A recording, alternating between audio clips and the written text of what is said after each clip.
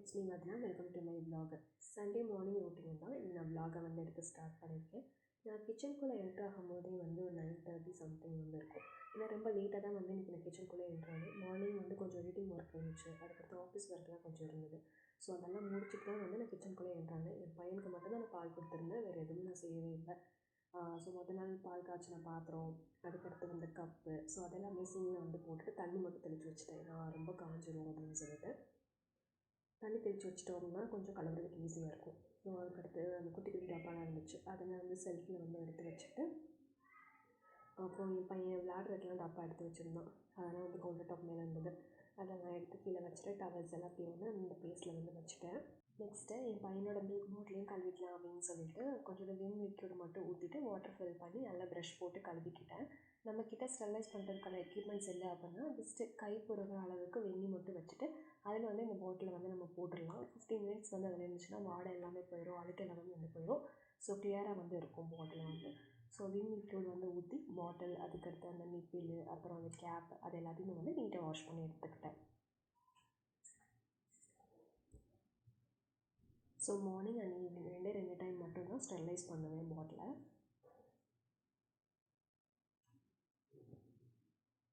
So அடிக்கடி வந்து பாட்டிலை வந்து ஸ்டெர்லைஸ் பண்ணுங்கள். அதுக்கடுத்து வந்து முக்கியமாக வந்து அந்த நிப்பில் வந்து நம்ம சேஞ்ச் பண்ணிகிட்டே இருக்கணும், அதுதான் வந்து ரொம்ப இம்பார்ட்டன்ட். மில்க் பாட்டில் கூட நம்ம சேஞ்ச் பண்ணணும் அவசியம் கிடையாது, பட் ஆனால் நிப்பில் வந்து கண்டிப்பாக வந்து சேஞ்ச் பண்ணணும். ஒரு பாட்டில் நம்ம வச்சுருந்தோம் அப்படின்னா அட்லீஸ்ட் ஒரு 3 ஸ்பேராவது வந்து நம்ம வச்சுருந்துருக்கணும் நிப்பில் வந்து. ஸோ அதனால் ஸ்டெர்லைஸ் பண்ணிட்டு நம்ம மாற்றி மாற்றி யூஸ் பண்ணலாம் குழந்தைங்களுக்கு. நெக்ஸ்ட்டு வந்து தோசை மாவு, அதுக்கடுத்து வந்து முதல் நாள் வாங்கின பன்னீர் கிரேவி இருந்துச்சு, சரி அதை எடுத்துக்கலாம்னு சொல்லி அந்த ரெண்டையும் எடுத்துக்கிட்டேன். ஓவன் வந்து இல்லை, ஸோ அதனால் வந்துட்டு ஹாட் வாட்டர் மட்டும் வச்சு அது மேலேயே வந்து இந்த கிரேவியை வந்து வச்சுட்டேன். ஏன்னா டேரெக்டாக வந்து சூடு பண்ணக்கூடாது அப்படிங்கிறதுனால கிரேவி ஒரு பக்கம் சூடு பண்ண வச்சுட்டு தோசையை வந்து ஊற்றிட்டேன். அமைதியாக தான் இருந்தான், பட் திடீர்னு நான் பிளேட் எடுத்ததுக்கப்புறம் வந்து ஸோ வந்து பார்த்திங்க அப்படின்னா கீழே இறங்கி என்னோடய கையை பிடிச்சிருக்க ஆரம்பிச்சிட்டோம், தோசை வேண்டாம் வேணாம்னு சொல்லிட்டு. ஸோ நானும் என்னென்னமோ பண்ணி சரி கொடுத்துடலாம் அப்படின்னு சொல்லிட்டு இது பண்ணிகிட்டு இருந்தேன். பட் ஆனால் அவன் ரொம்ப பிடிவாதமாக இருக்கான், கண்டிப்பாக அவன் சாப்பிட மாட்டான்னு தெரிஞ்சு போச்சு. சரின்னு சொல்லிட்டு சுட்ட தோசையை அப்படியே ஓரமாக வச்சுட்டு அந்த ஸ்டெர்லைஸ் பண்ணுறதுக்காக போட்டிருந்தேன் அந்த பாட்டிலை வந்து எடுத்துக்கிட்டேன். ஸோ தோசையை மூடி வச்சுட்டு கிரேவி வந்து மூடி வச்சுட்டு என் பையனுக்கு பாலை மட்டும் எடுத்துகிட்டு போயிட்டேன். என்னென்னு தெரில, இன்றைக்கி அவனுக்கு சாப்பிட மூடலைன்னு நினைக்கிறேன். மணி வந்து 10:30 ஆயிடுச்சு, பட் அவன் இன்னும் சாப்பிடவே இல்லை. அவனுக்கு பாலை கொடுத்துட்டு சரி நம்ம சாப்பிட்லான்னு சொல்லி எனக்கு தோசை ஊற்றிட்டு இருந்தேன். ஸோ காலை வந்து கதவில் இடிச்சுக்கிட்டான், ஒரே ஆள ஆரம்பிச்சிட்டான். சரின்னு சொல்லி அவனை கொஞ்சம் சமாதானப்படுத்திட்டு எனக்கு மட்டும் தோசை வந்து எடுத்துக்கிட்டேன்.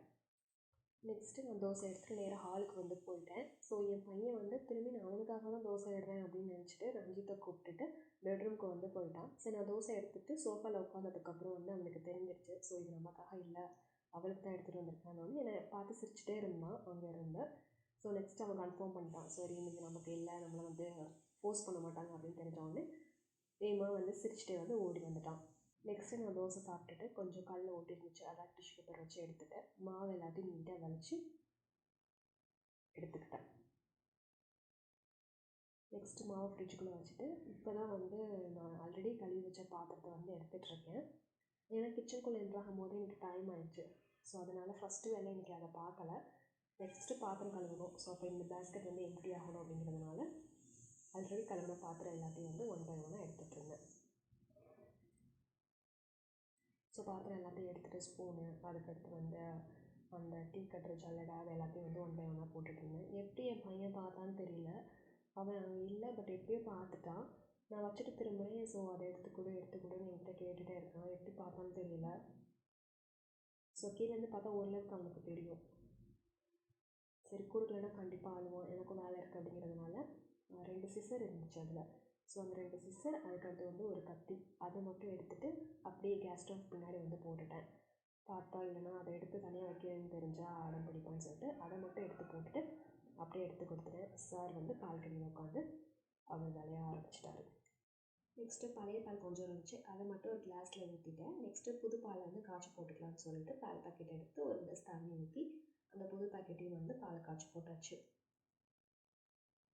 நெக்ஸ்ட்டு பழைய பால் கொஞ்சம் எடுத்து வச்சுருந்தேன் இல்லையா, அதிலே வந்து எனக்கும் ரஞ்சித்துக்கும் டீ போட்டுக்கலாம்னு சொல்லிட்டு மீன்வாயில் வந்து அந்த பாலையும் வந்து எடுத்துக்கிட்டேன்.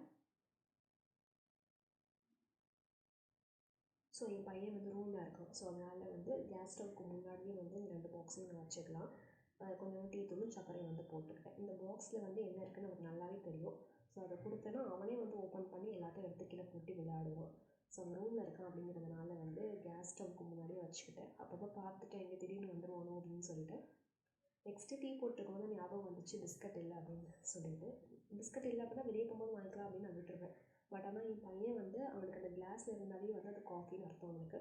ஸோ காஃபின்னு சொல்லிட்டு பீன்னு சொல்லிகிட்டே இருப்பான். ஏன்னா அவன் பிஸ்கட் வாங்கிட்டு போவான். ஸோ அதை கேட்டுகிட்டே இருப்பான். பிஸ்கட்டும் இல்லை, அப்புறம் வந்து காய்கறி எதுவுமே இல்லை. சைக்கிளும் முடிஞ்சதுலேருந்து எதுவுமே வந்து வாங்கவே இல்லை. அதனால் பிளிங்கிட்டில் வந்து ஆர்டர் போட்டுட்ருந்தேன். நெக்ஸ்ட்டு 2 பேருக்கான டீயும் எடுத்துகிட்டு போயாச்சு. டீ குடிச்சிட்டு சார் எல்லாத்தையும் கீழே போட்டிருந்தாரு இல்லையா, ஸ்பூனு, அதுக்கடுத்து வந்து கரண்டி, அவனோட கப்பு எல்லாம் கீழே போட்டிருந்தான். அது எல்லாத்தையும் எடுத்து வச்சுட்டு இருந்தேன். ஸோ நெக்ஸ்ட்டு சிஸ்ஸர், கத்தி அதையும் வந்து வச்சு அதோட பிளேஸில் வந்து வச்சுட்டேன். நெக்ஸ்ட்டு வந்து தண்ணி நல்லா கொதிச்சதுக்கப்புறம் வந்து அரிசி வந்து போட்டாச்சு. நெக்ஸ்ட்டு பிளிங்கிட்லேருந்து ஆர்டர் வந்துருச்சு. ஸோ அவனுக்கு தெரியும் பிளிங்கிட்லேருந்து ஒரு ஆர்டர் வந்திருக்கு, அதை ஓப்பன் பண்ணி பார்க்கணும், அதில் என்னெல்லாம் இருக்கும் அது எல்லாமே அவனுக்கு தெரியும். சரின்னு சொல்லி ஓப்பன் பண்ணு அப்படின்னு சொல்லிட்டு இருந்தான். சரி ஓப்பன் பண்ணிவிட்டு எல்லாத்தையும் எடுத்து வச்சிட்ருந்தேன். தக்காளி, இஞ்சி, தயிர், கேரட், ஸோ இதெல்லாம் வந்து வாங்கியிருந்தேன். நெக்ஸ்ட் அதெல்லாம் எடுத்து வச்சுட்டு அந்த கவர் மட்டும் அவன்கிட்ட கொடுத்துட்டேன். அந்த பிளிங்கிட்டில் வந்து பார்த்திங்கன்னா முன்படம் வந்து போட்டிருப்பாங்க. ஸோ அதெல்லாம் வந்து கொஞ்சம் நேரம் பார்த்துட்டு இருப்பான் அவன் பக்கத்தில் வச்சு அதை. நெக்ஸ்ட் நான் ஃப்ரிட்ஜுக்குள்ளே வைக்கிறதுக்கு எல்லாம் எடுத்துகிட்டு போனேன். அவ்வளோதான், அதுக்குள்ளேயே வந்து வந்துட்டான் அவன். பொம்மை படம் வந்து பார்த்தாச்சு அவன், அவ்வளோதான். நெக்ஸ்ட் அந்த தயிர் வந்து கேட்டுட்டு இருந்தான் ஓப்பன் பண்ணணும்னு சொல்லிட்டு. அதை கொடுக்க முடியாது சரின்னு சொல்லிட்டு அந்த பேஸ்கெட்டில் வந்து டொமேட்டோலாம் போட்டு வச்சுருந்தது அதெல்லாம் வாங்கிட்டு போயிட்டான். நெக்ஸ்ட்டு பசலைக்கீரை வாங்கியிருந்தேன். அதை மட்டும் நல்லா கழுவி எடுத்துக்கலாம்னு சொல்லி கழுவிட்டு இருந்தேன். ரொம்ப லேட் ஆகிடுச்சு, இன்றைக்கி சமைக்கணும்னு தோணவே இல்லை. பட் ஆனால் சமைச்சு தான் ஆகணும் ஏதாவது. அதனால் வந்து சிம்பிளாக சாதம், ஒரு தால், ஒரு பொரியல் மட்டும் பண்ணிடலாம் அப்படின்னு சொல்லி கீரையை மட்டும் நல்லா கழுவி எடுத்துக்கிட்டேன். நெக்ஸ்ட்டு சாதம் ரெடி ஆகிடுச்சு, அதையும் வடிச்சாச்சு. கீரை பொரியல் வந்து ரெடி ஆகிடுச்சு. பாலும் வந்து காய்ச்சி வச்சுட்டேன். நெக்ஸ்ட்டு பார்த்திங்கன்னா சிம்பிளாக தால், கீரை பொரியல் பண்ணியிருந்தோடனே அதே பாத்திரத்தில் வந்து தாலும் வந்து பண்ணிட்டேன். இதுக்கே மணி 2 ஆகிடுச்சு. தேங்க்யூ, பாய்.